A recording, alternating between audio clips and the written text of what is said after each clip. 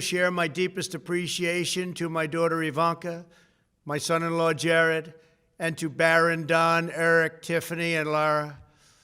You fill my world with light and with joy. I also want to thank Vice President Mike Pence, his wonderful wife Karen, and the entire Pence family. Thank you as well to my Chief of Staff, Mark Meadows, the dedicated members of the White House staff, and the cabinet, and all of the incredible people across our administration who poured out their heart and soul to fight for America. I also want to take a moment to thank a truly exceptional group of people, the United States Secret Service. My family and I will forever be in your debt. My profound gratitude as well to everyone in the White House Military Office, the teams of Marine One and Air Force One, every member of the armed forces, and state and local law enforcement all across our country. Most of all, I want to thank the American people. To serve as your president has been an honor beyond description. Thank you for this extraordinary privilege, and that's what it is, a great privilege and a great honor. We must never forget that while Americans will always have our disagreements, we are a nation of incredible, decent, faithful, and peace-loving citizens who all want our country to thrive and flourish and be very, very successful and good. We are a truly magnificent nation. All Americans were horrified by the assault on our Capitol. Political violence is an attack on everything we cherish as Americans. It can never be tolerated. Now more than ever, we must unify around our shared values and rise above the partisan rancor and forge our common destiny. 4 years ago, I came to Washington as the only true outsider ever to win the presidency.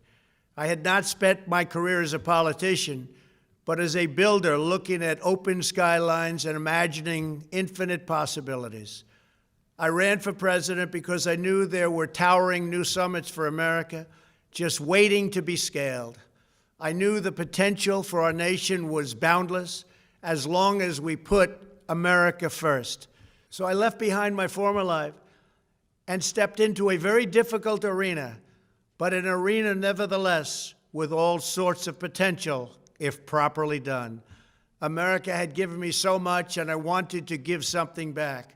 Together with millions of hardworking patriots across this land, we built the greatest political movement in the history of our country. We also built the greatest economy in the history of the world.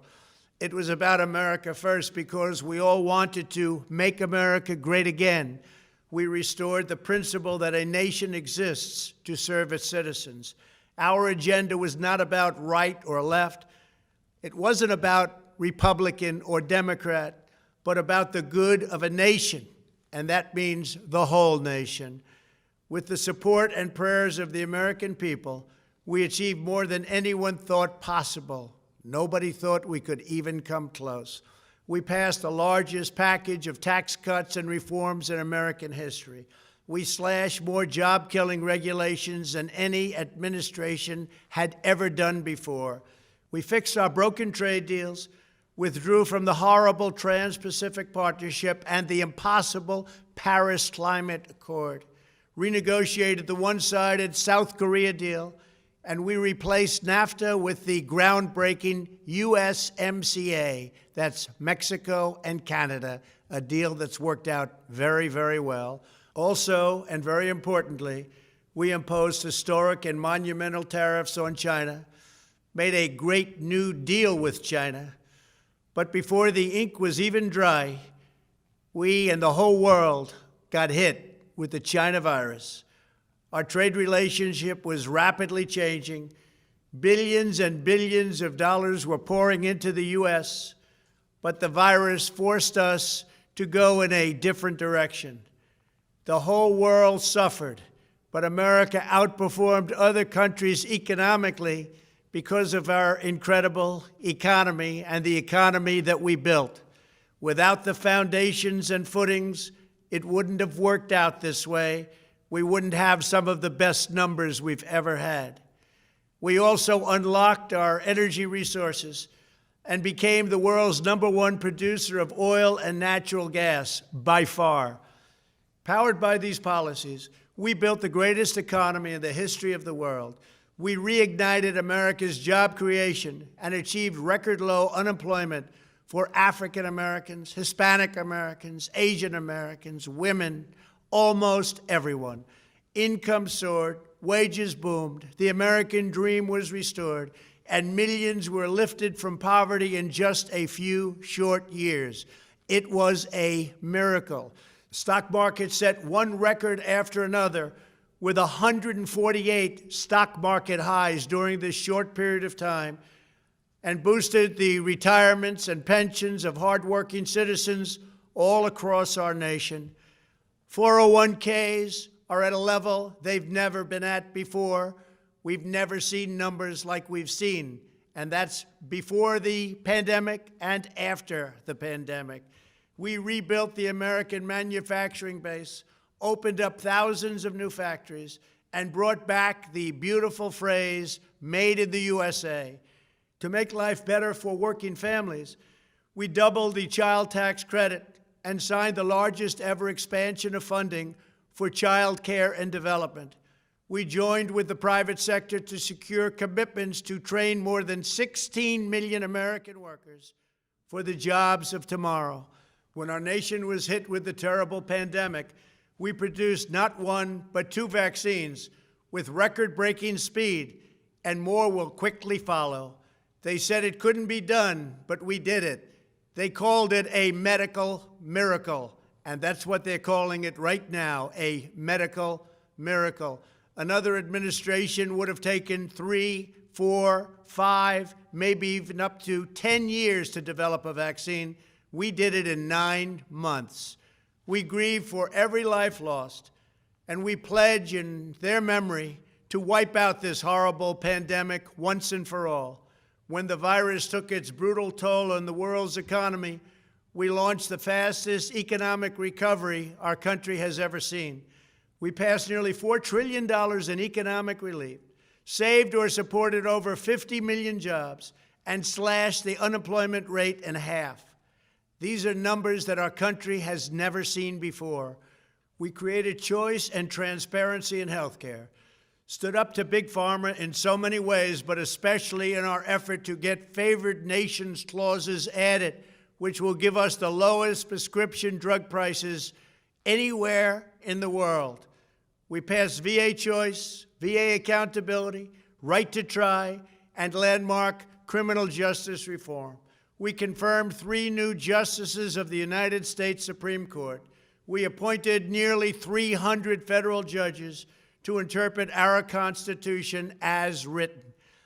For years, the American people pleaded with Washington to finally secure the nation's borders. I am pleased to say we answered that plea and achieved the most secure border in U.S. history. We have given our brave border agents and heroic ICE officers the tools they need to do their jobs better than they have ever done before, and to enforce our laws and keep America safe. We proudly leave the next administration with the strongest and most robust border security measures ever put into place. This includes historic agreements with Mexico, Guatemala, Honduras, and El Salvador, along with more than 450 miles of powerful new wall. We restored American strength at home and American leadership abroad. The world respects us again. Please don't lose that respect. We reclaimed our sovereignty by standing up for America at the United Nations and withdrawing from the one-sided global deals that never served our interest. And NATO countries are now paying hundreds of billions of dollars more than when I arrived just a few years ago. It was very unfair. We were paying the cost for the world. Now the world is helping us. And perhaps most importantly of all, with nearly $3 trillion, we fully rebuilt the American military, all made in the USA. We launched the first new branch of the United States Armed Forces in 75 years, the Space Force.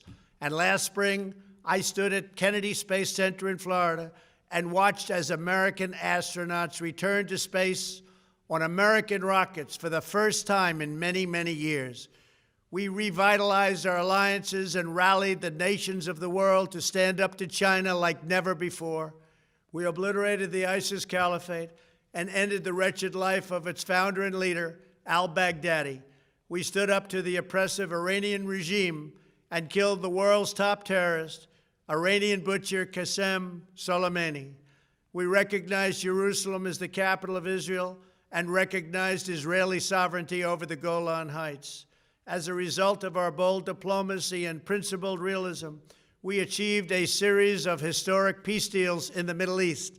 Nobody believed it could happen. The Abraham Accords opened the doors to a future of peace and harmony, not violence and bloodshed. It is the dawn of a new Middle East, and we are bringing our soldiers home.